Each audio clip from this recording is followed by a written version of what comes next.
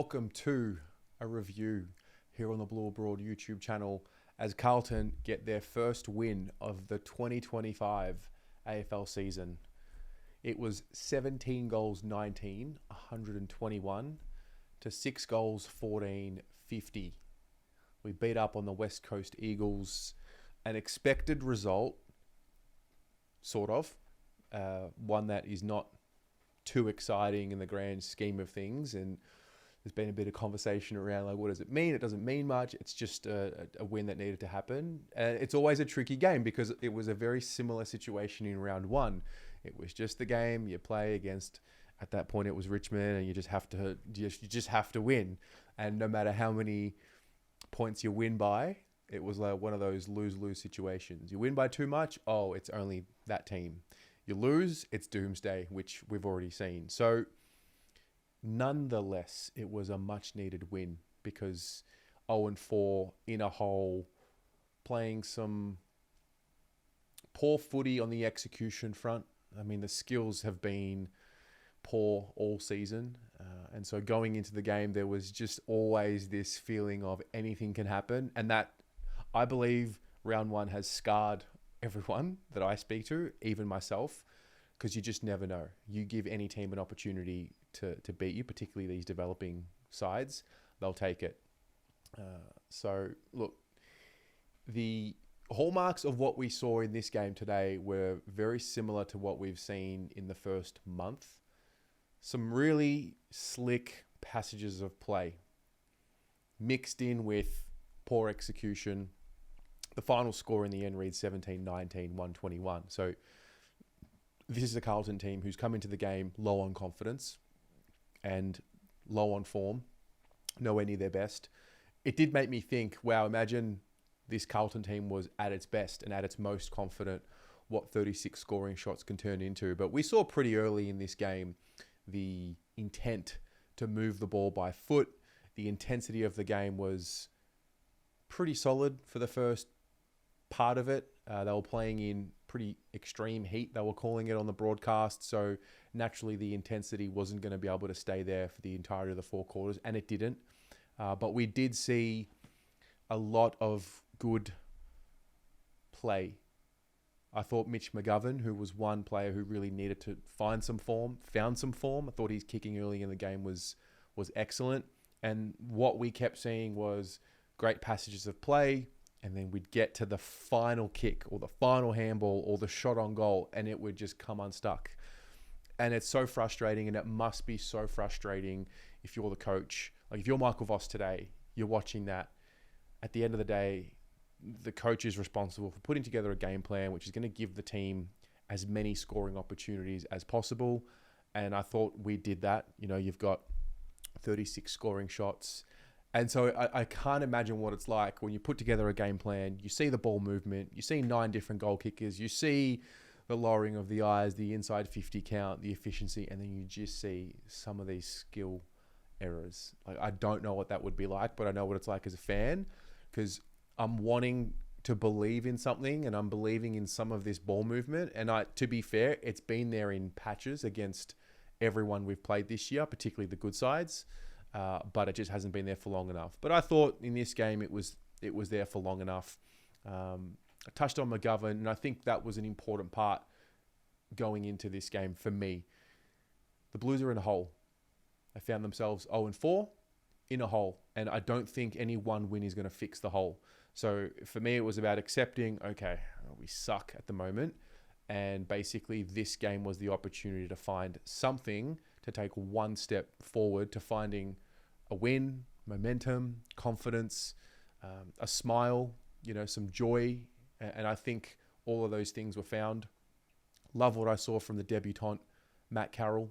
I didn't know what type of role he would play and whether or not he would be allowed to play with some freedom and express himself. And I thought he did get that opportunity. And more importantly, I thought he took that opportunity and showed a fearlessness in the way that he played.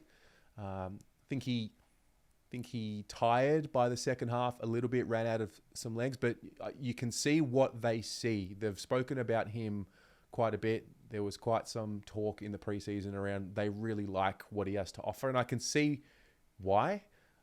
And I can see what they see in him. Like there's something there for sure. There's an endeavor, there's a spirit, and there's a fearlessness.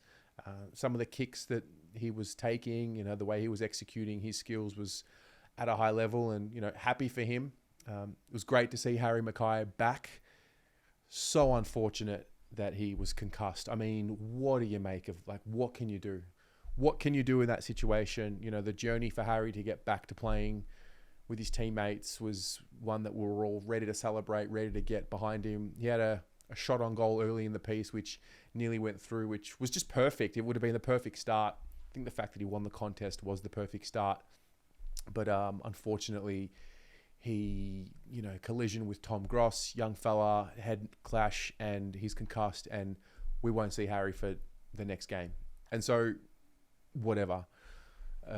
Then we started seeing Brodie Kemp step up, playing the ruck, and then he unfortunately does what looks to be an Achilles. So positivity, but also some really terrible injuries. I mean, one's a concussion, so it is terrible, but it's not one that'll keep Harry out for too long. And then Kemp, that looks pretty serious. So, there's that. But I think certain guys going into this game just needed to find some form. I've said McGovern. I think Sam Walsh was one that needed to just see the ball come off his boot, hit targets on the fat side instead of always going, long the way he has been. It was good to see him think his way through traffic a bit more today, granted the opposition and the circumstances. And then also it was good to see him hit the scoreboard. He kicked 3 goals in the first half, had 19 touches. He had 7 score involvements in the first quarter, which was what he's been averaging for the entire game. So Sam Walsh looking like the best of Sam Walsh. I think that was important. I think of a guy like Nick Haynes, needing to just add another layer with his defensive teammates. I think Matt Cottrell is another one that very easily flies under the radar, always has. He had 10 inside 50s, and more importantly, when we are at our best, when Carlton are at their best, Cottrell is the barometer. He's the one that everyone raves about internally. And they did last year when we were at our best. And then when he got injured, we saw a bit of a dip in the team's form. But he's the link-up guy. And so the way he was lowering his eyes, I counted in that first half maybe 3 or 4 times he set up players on the lead who then went on to miss their set shots. So unfortunate, but I thought Cottrell finding form was important. Corey Durden comes into the team after laying, double-digit tackles in the VFL, playing a big portion of that in the midfield. He gets on the scoreboard. He kicks 4 goals. So to see that from some of these players, I think is really important. Jack Silvani, another one who just continues to grow in his role in defence. So today was one, I think you wrap it up, you say we needed it, but it's not the most important one. You just kind of got to move on. And that's, I don't know if that's a good thing or a bad thing, or if it's sad that we can't truly enjoy it because the next game happens and we're in a hole, so we won't get to enjoy it. But I mean, that's just the reality. This is a team that only a month ago we were all talking about the need for top 4, the standard, the need to play home finals. And yeah, I don't know what the context of this game will be at the end of the season. We'll find out. I don't think it paints a picture of everything, but I do hope that it does something for the team morale. Going back to the club and getting ready for North Melbourne next Friday, Good Friday, who also played today. They played against the Gold Coast Suns, similar conditions, and so we'll see how that one goes. There was a part in the game, I'm not going to lie, there was a part in the game, I think it might have been, so quarter time, I wasn't sure if it was about to get ugly for Carlton or if we were about to blow the game open. Then I get to halftime and, as it usually goes, we're up, up by 29 points at the half. The Eagles, they're not very good today and they haven't been very good for a while. I didn't really know if the Eagles just sucked and if we were lucky, or I wasn't super impressed, if I'm honest. There was still a lot that just I watched the game and I'm thinking, wow, like it's just we're just not at the level. But you kind of got to keep watching, and eventually it becomes a solid margin, a 71-point margin. It's really strange to be almost talking down and complaining about a 11, 12 goal win. Like, it's weird. But I also understand the context of why and the way we're playing and how we're playing and who we're playing and things like that. Liam Ryan loses Matt Carroll at the start of the third quarter, takes the mark, kicks the goal. And I thought, okay, just relax. Then he almost goes 2 in a row. I think he roves the ball or breaks away and he misses. I cannot tell you, and I'm sure a lot of you watching were feeling the same way. I cannot tell you the fear inside of me. I was sitting on the couch in the living room, just watching the TV and thinking, oh my God, it's about to happen again. Such is the sensitivity of being a Carlton supporter right now. I wish it wasn't like that. I wish I had full belief. I don't. I just don't. And I'm scarred and I'm sensitive, and it's just going to be this way until the boys go on, hopefully, a run and fix the hole that they're in. But that's going to take time. But the reality is we pull away.